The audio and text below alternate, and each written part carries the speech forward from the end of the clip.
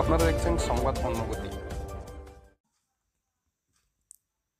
বজবজে ট্রাফিকে কর্তব্যরত সিভিক ভলেন্টিয়ারকে ধারালো অস্ত্রের কোপ। ঘটনার মুহূর্তে সিসিটিভি ফুটেজ ইতিমধ্যেই ভাইরাল।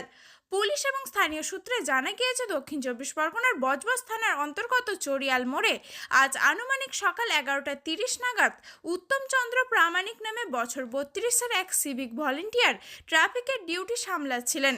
প্রত্যক্ষদর্শীরা জানাচ্ছেন, সেই সময় হঠাৎই এক ব্যক্তি ব্যাগে করে একটি ধারালো অস্ত্র নিয়ে এসে উত্তমকে এলোপাথারি কোপাতে শুরু করে।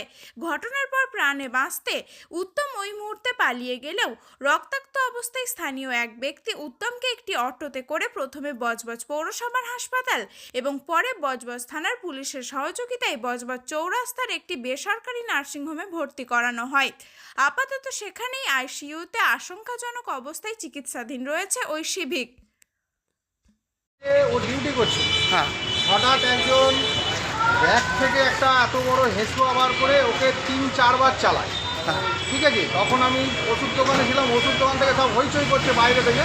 তখন বেরিয়ে দেখি ও মাথায় হাত দিয়ে আমাদের মিষ্টি দোকানের দিকে দৌড়চ্ছে। আমরা প্রথম ভেবেছিলাম হয়তো কিছু লেগেছে, কিন্তু দেখা গেল তারপরে প্রচণ্ড ব্লিডিং হচ্ছে। তখন আমি একটা অটো দাঁড় করিয়ে সঙ্গে সঙ্গে ওকে বজবজ হসপিটালে নিয়ে আসি। ঠিক আছে, সঙ্গে কেউ ছিল না, আমি আর ও ছিলাম।